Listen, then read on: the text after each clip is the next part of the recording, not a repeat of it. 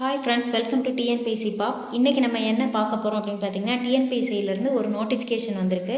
அது என்ன எக்ஸாமுக்குரியது அப்படின்னு பார்த்தீங்கன்னா, combined technical service examination interview post to grade 2.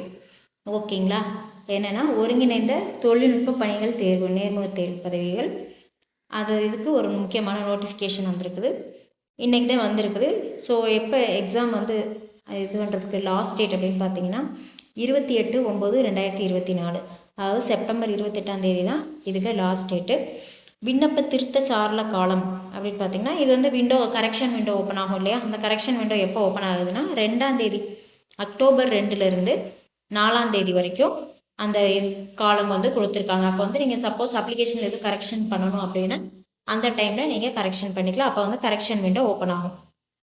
Okay, எப்போ எக்ஸாம் நடக்குது அப்படிங்கிறத பற்றி பார்த்துக்கலாம். தேர்வு நடைபெறும் நாள் மற்றும் நேரம்.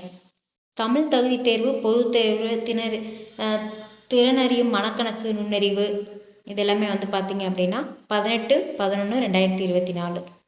தாள் 1 பேப்பர் 1 எப்போ அப்படின்னா நவம்பர் 18 காலையில் 9:00 12:00 வரைக்கும், மதியம் 12:00 வரைக்கும். அடுத்து பாடத்தாளில் பார்த்தீங்கன்னா நிறைய கொடுத்துருக்காங்க. கால்நடை வளர்ப்பு மற்றும் கால்நடை அறிவியல், அதுக்கப்புறம் தானியங்கி பொறியியல், ஆட்டோமேட்டிக் இன்ஜினியரிங், வணிக மேலாண்மை, வேதியியல், வேதி பொறியியல், அமைப்பியல், மின் பொறியியல் மற்றும் மின்னணு பொறியியல், மின்னணுவியல் மற்றும் கருவி பொறியியல். ஸோ இந்த இதுக்கெல்லாம் குறியீட்டு நம்பர் கொடுத்துருக்காங்க. இந்த இதுக்கெல்லாம் பார்ட் 2 அதாவது தாள் 2 பேப்பர் 2 எப்போ நடக்குது அப்படின்னா 18/4/2024 முதல் 20/11/2024 அந்த 2 நாள் நடக்குது. 18, 19, 20 3 நாள். 18 20 வரைக்கும் இந்த ஸ்பெசிஃபிக் பாடத்துக்குரிய எக்ஸாம் நடக்குது.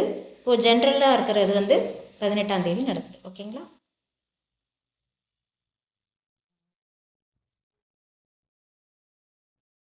அதே கீழே நிதி மற்றும் செலவு கணக்கியல், நூலகம், தகவல் அறிவியல், இயந்திரவியல் தயாரித்தல், இந்த கேட்டகரி எல்லாத்துக்குமே போஸ்டிங் இருக்குது. தமிழ் மொழி மற்றும் இலக்கியம்.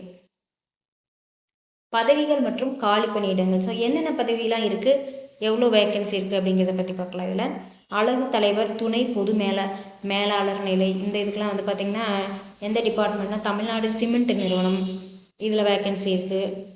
உதவி பொது மேலாளர் நிதி நிறுவனம், அதாவது தமிழ்நாடு மாநில தொழில் மேம்பாட்டுக் கழகம், அதற்கு ஒரு வேக்கன்சி கொடுத்துருக்காங்க. மேலாளர் இயந்திரவியல், அதுக்கு ஒரு வேக்கன்சி இருக்குது. மேலாளர் எல்லாமே மேனேஜர் பார்த்திங்கன்னா மெக்கானிக்கல், எலக்ட்ரிக்கல், கெமிஸ்ட்ரி டிபார்ட்மெண்ட்டில், மார்க்கெட்டிங் டிபார்ட்மெண்ட்டில் மேலாளர் எல்லாமே மேனேஜர் தான். இந்த சந்தையியல் இந்த இதில் இருக்குல்ல, ஸோ இதில் எதுலேயுமே 1 இருக்குது. அடுத்து துணை மேலாளர் இயந்திரவியலில் 2 இருக்குது. துணை மேலாளர் மின்னியலில் 3 இருக்குது. துணை மேலாளர் கருவின்னு கொடுத்துருக்காங்க, அதில் 2 இருக்குது. துணை மேலாளர் பாதுகாப்பு டிபார்ட்மெண்ட், அதுக்கு 1. அடுத்த துணை மேலாளர் 1. உதவி பொது மேலாளர், அதுக்கு 1. கல்லூரி நூலகர், அதுக்கு 8 கொடுத்துருக்காங்க, 8 வேக்கன்சி. கல்லூரி நூலகர் அடுத்த இதுக்கும் உயர்கல்வி இதுக்கு பின்னர் அறிவிக்கப்படும் அப்படின்னு போட்டிருக்காங்க. இதுக்கு மட்டும் இன்னும் கரெக்டாக என்னங்கிறத இது பண்ணலை. 9 கொடுத்து ஸ்டார் கொடுத்துருக்காங்க. அடுத்து கணக்கலுவலர் நிலை 3, அதுக்கு 8 கொடுத்துருக்காங்க. மேலாளர் நிலை 3, முதுநிலை அலுவலர் 6, தானியங்கி பொறியாளர் 1, கால்நடை உதவி மருத்துவர், அதுக்கு 31 கொடுத்துருக்காங்க.